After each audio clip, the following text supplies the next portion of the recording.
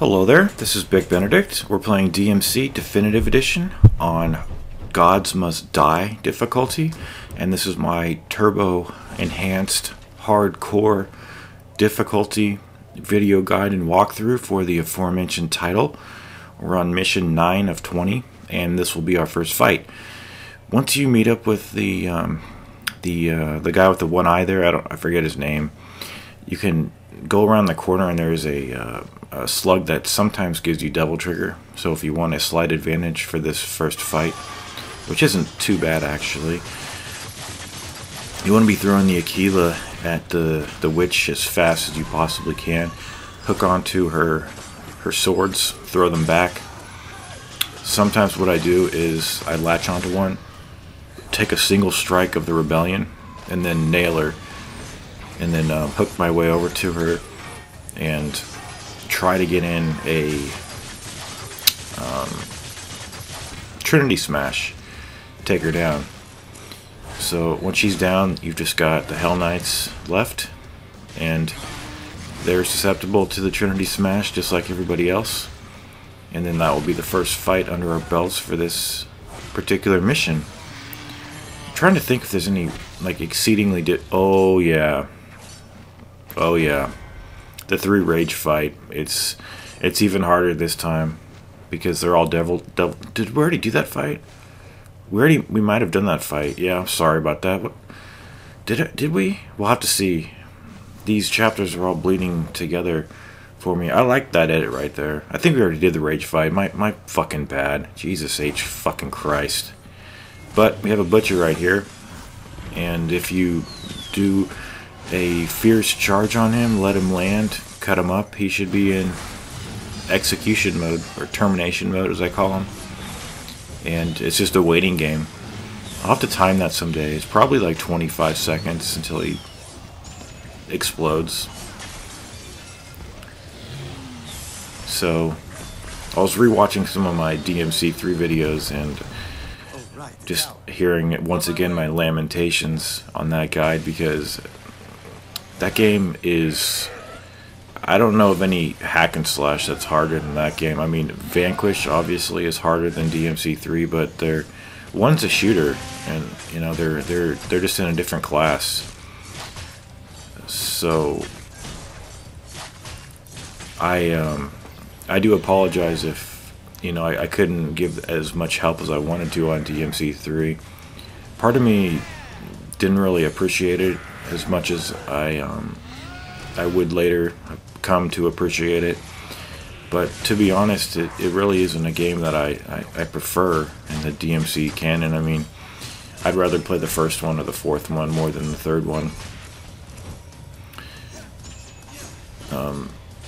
So that's just where I stand with that.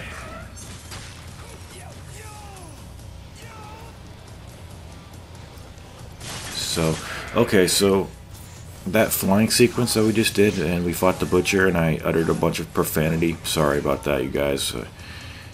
It's that time of year again where there's holidays and people are coming to the house, and as much as it is a blessing to see family members, sometimes it's also kind of stressful, and it goes with the territory, I guess.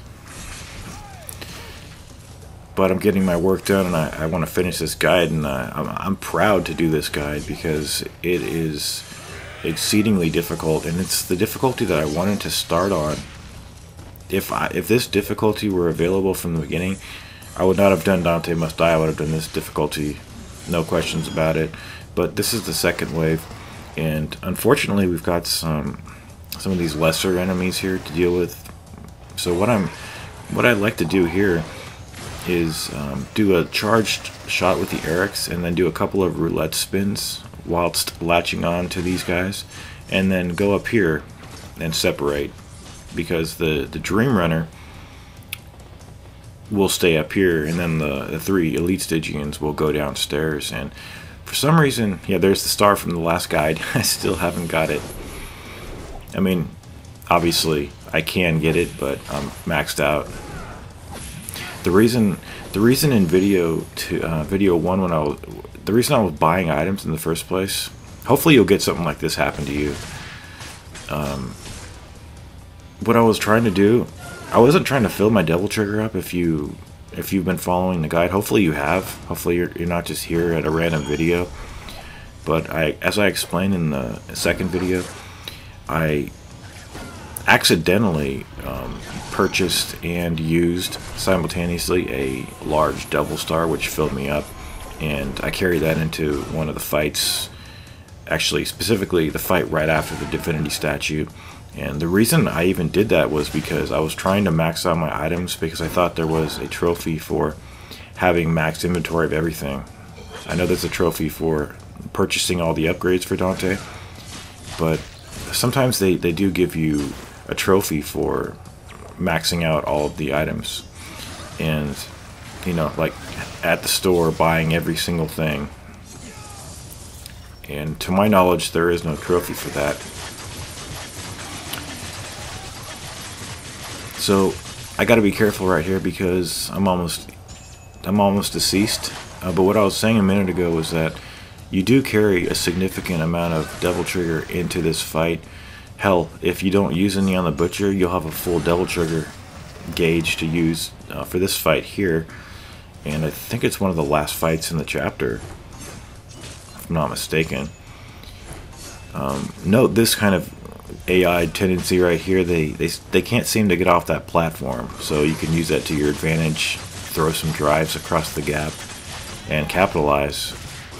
I'm really liking this. I'm really liking this difficulty, because I think that Dante Must Die, it used to mean something that it doesn't mean anymore. You know, like when you take a look at this game here, like the fear that these old games used to imbibe. Actually, you know what? I gotta go, because this video's out. That means I'm out too. Oh, no, my bad. My fucking bad. Sorry. We had this last fight here. This took me about 40 tries. No shame in admitting that. I don't know what happened here. I had about a 50-minute file session when I was done with this, and it's an easy fight. It really is. But I was conserving my devil trigger because I didn't know if this fight was done. But what I was saying a moment ago was that, like, when you take a look at this game, I don't have much fear, like, when I'm playing the game. Like, I know there's generally a checkpoint pretty close by.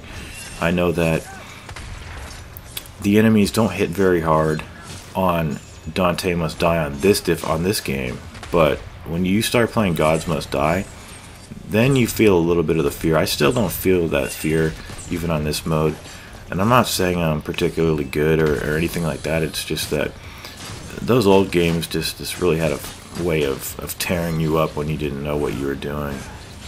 And even when you thought you did have a pretty good grasp on things, you still got murdered damn quick. So anyway, just kind of put up with this. This is the second wave. This is it really is a shitty fight. So the way I think of it, you know, they've got these gaps in the room. Might as well at least try to hit people into it for environmental kills and get them out of the way instantly. But when you finish this wave, you'll have 2 Frost Knights and a Witch. So usually the Witch is right in front of you. Get her down as quick as possible, and just feel free to let loose with the Devil Trigger, because there is no fight after this. And I'm not really sure. I have a very bad time of dodging the spikes that she throws. If anybody has any input, maybe you can improve my own performance, but I find that they have a wicked tracking to them, even with Virgil.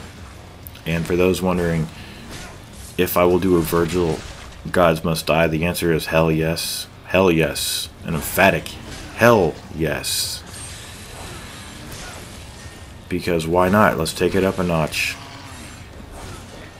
I love that. I love that about these games, because I really come alive when I play these games. Like, inside me, I'm filled with happiness and pleasure.